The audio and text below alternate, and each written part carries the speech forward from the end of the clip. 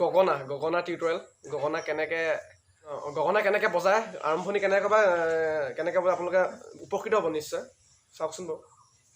ধন্যবাদ। গগনা কথা ক'বলৈ গ'লে গগনা দুই প্ৰকাৰৰ, লাহৰি গগনা আৰু ৰামধন গগনা।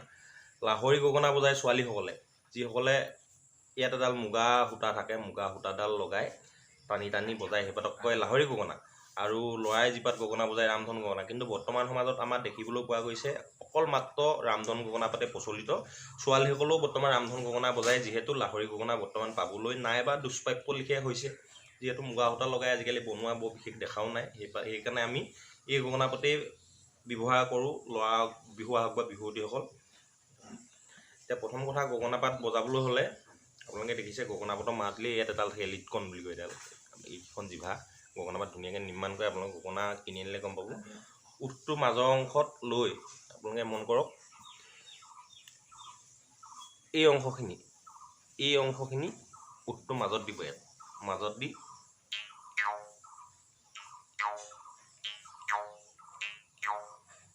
ইয়াত আপোনালোকে প্ৰেছাৰ দি ধৰি দি উঠটো মাজত দিব, তেতিয়া গগনা পাত লৰচৰ নহয়।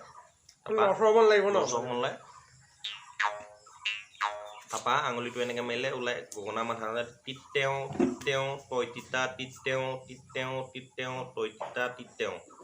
এইটো হ'ল আপোনাৰ 8 মাত্ৰাত গগনা বজায়, এইখিনি ছোৱালীয়ে বজায়। 16 মাত্ৰাত বুজিবলৈ হ'লে আকৌ এটা বেলেগ আছে, তই তিতা তিত্তিতা তিত্তিতা তিত্তেও তই তিতা তিত্তিতা তিত্তিতা তিত্তেও।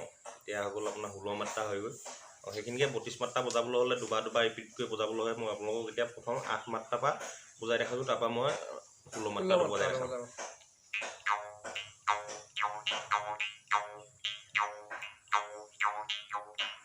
এইটো হ'ল 8 মাত্ৰা। আকৌ এতিয়া আৰু 16 মাত্ৰা ক'বলৈ হ'লে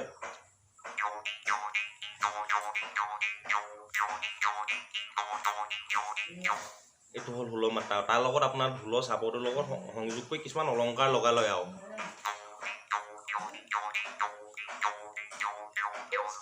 কেওঁকৈ কয়তো এইটো অলংকাৰ হয়, ঢোলৰ ভাঙনিটোৰ লগত খাপ খুৱাবলৈ।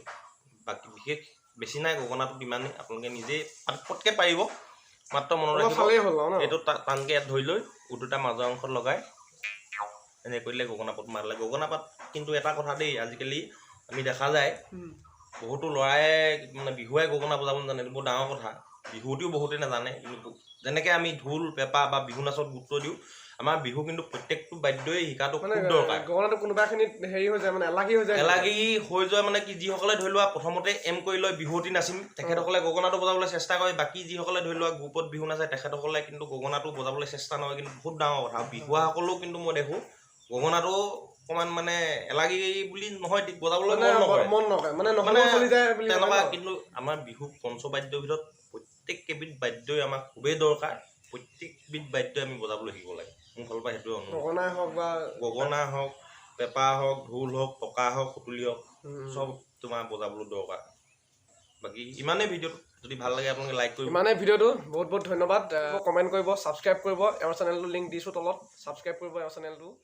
ধন্যবাদ।